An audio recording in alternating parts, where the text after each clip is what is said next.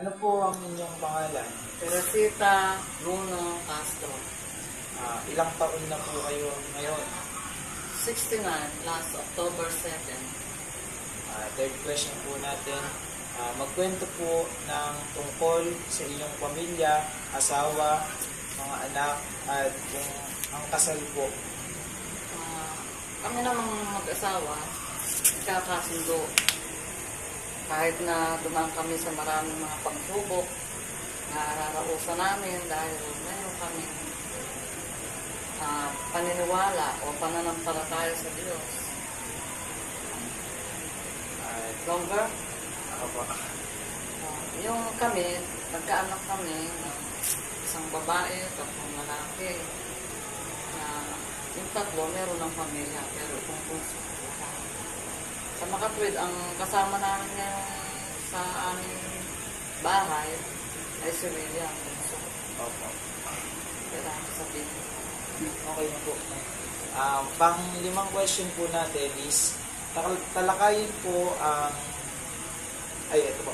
Paano po ninyo mailalarawan at patalakay po ang buhay at mga karanasan bilang po isang mag-aaral noong panahon po ng preschool, elementarya, secondary at tertiary po nung kabataan niyo po? Sa totoo lang, wala kami mga preschool.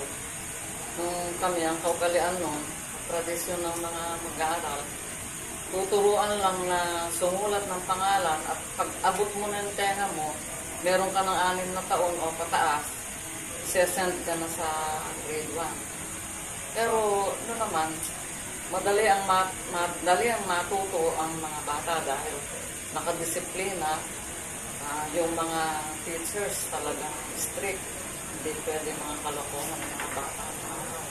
Kaya kami naman, buhat sa grade 1, marami na kami nalalaman. Grade 3 pa lang, memoryado na kami ng mga multiplication table. Kaya na namin sumulat ng kwento, sumulat, umawit. Kumbaga po nung mga nakaraang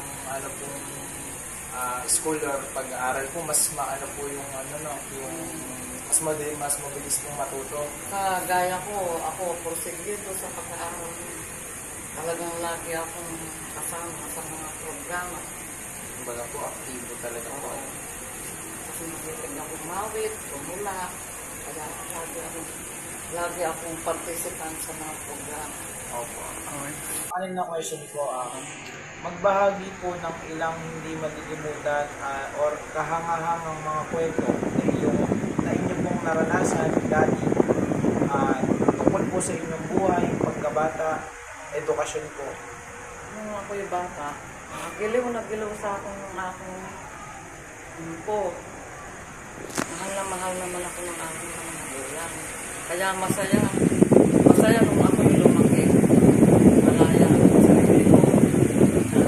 Naranasan ko ang maligaya. Hanggang sa pati yung mag-asawa na. Hanggang sa kami nga, nagkapalad kami ng asawa ko. So ngayon, totoo namang hindi kami masyadong sagana. Pero maligaya ako na pagmahal ng asawa ko, yung mga anak ko, ganun din. Bukod lang doon sa mga suliranin na dumarating, yun nga, minsan sa material na bagay, sa physical, hindi naman kami madalas magkasakit. Mga anak ko, kahit na ako hindi na masisirin sa mga trabaho, minsan mga ibibigay naman. Masaya kami, masaya. Lalo na meron kami mga ako na